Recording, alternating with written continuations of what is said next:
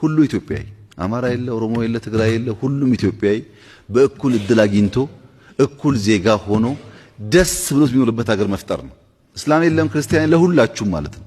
በመርህ ደረጃ በእሳቤ ደረጃ እንኳን ለኢትዮጵያ ከቻልን ለአፍሪካም ቢሆን መትረፍን እንጂ የምንፈልገው እዚህ መከፋፈል ምናምን አሳባችን አይደለም። እኛ ለዚህ ነው ከዚህም የሚጮኸው ማለት ነው።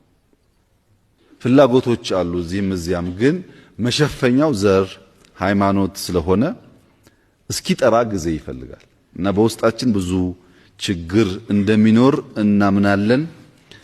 እየለየን እያጠራን ይመስለኛል።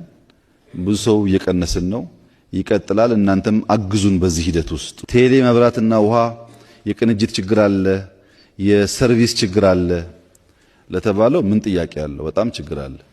ቴሌ ሀብታም ተቋም ነው በንጽጽር፣ መብራት በጣም ድሃ ተቋም ነው። መብራት እኛ ስንመጣ 99% ኤልፓ እዳ ነበር። 99% ህዳሴን ጨምሮ ሁሉም ማለት ነው። ዛሬ ወደ 55 ዝቅ አድርገነዋል በብዙ ትግል እዳው እንዳይሸጋገር። ነገር ግን እንደ መንግስት ያለብን ችግር ምንድነው? ኢነርጂ ጄኔሬሽን ማለት ኢነርጂ ማምረት፣ ግድብ መስራት፣ ጂኦተርማል መስራት